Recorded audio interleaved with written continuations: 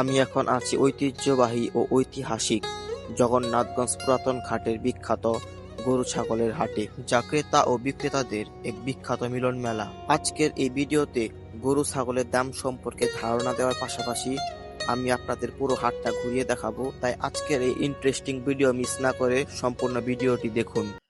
আসসালামু আলাইকুম।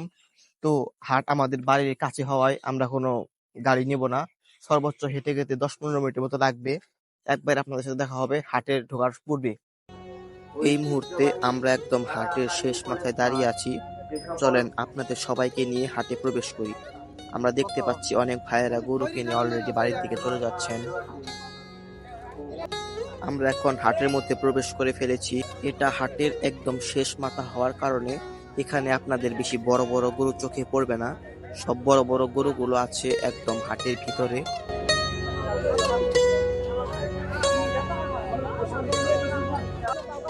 হাটের চারদিকে মানুষে একদম কানায় কানায় পূর্ণ।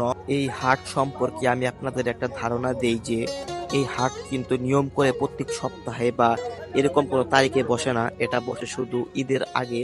এখন আস্তে আস্তে আমরা হাটের ভিতরে প্রবেশ করতেছি। হাটের ভিতরে প্রবেশ করে আপনাদের গরুর দাম সম্পর্কে একটু ধারণা দেওয়ার চেষ্টা করবো ইনশাআল্লাহ।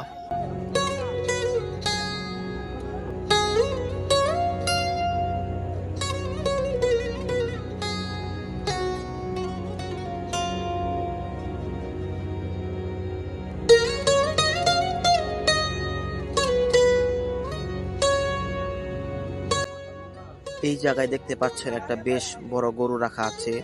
এই গরুর দাম চাচ্ছে সে 1,90,000 টাকা, আর এই গরুটা বিক্রি হয়ে গেছে 1,65,000 টাকায়। এইটা কিন্তু সত্যি বেশ বড় একটা গরু, আর এই লাইনের সব গরুগুলোই মাশাআল্লাহ বেশ স্বাস্থ্যবান।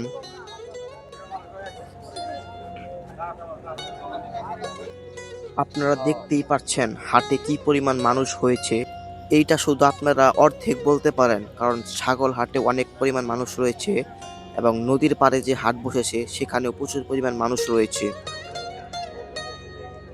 এখানকার গরুগুলো মাশাআল্লাহ বেশ বড় বড়। এই কালো গরুটার দাম চাওয়া হচ্ছে আনুমানিক 2 লাখ টাকা।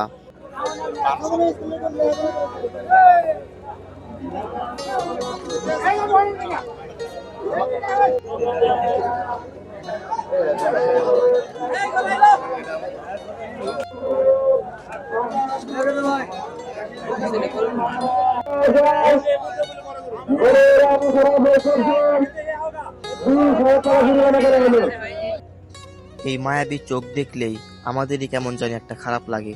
তাহলে একবার চিন্তা করে দেখেন, যারা এই গরুগুলো বিক্রি করে তাদের কেমন লাগে। এই গরুটি দেখতে পাচ্ছেন যে কান্না করতেছে।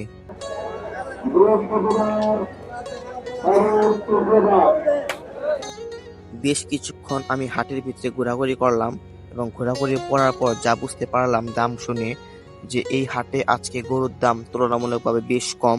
আর এই জায়গায় আপনারা লক্ষ্য করলে দেখতে পারবেন যে আজকে হাটে কি পরিমাণ লোক হয়েছে। আজকে হাটে অনেকে বলা করতেছিল যে আজকের হাটে কোরবানির জন্য যারা গরু কিনতে না পারবে তারা আর গরুই কিনতে পারবে না, কারণ আজকে হাটে গরু অনেক কম দামে যাচ্ছে।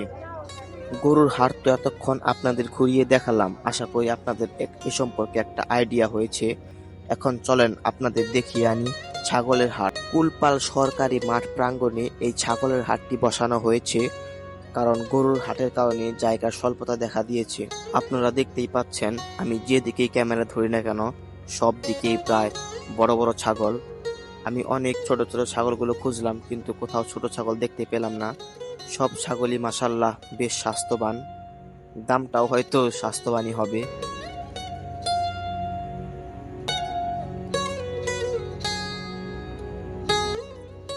দেখতেই পাচ্ছেন এইটুকু জায়গার মধ্যেই হাট অনুষ্ঠিত করা হয়েছে এবং বেশ সুন্দরভাবেই ছাগল হাট অনুষ্ঠিত করা হয়েছে।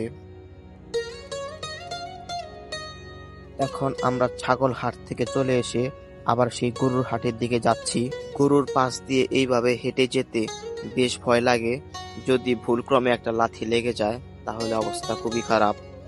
আপনারা দেখতে পাচ্ছেন গরু বিক্রয় শেষে এখানে রওনা করা হচ্ছে।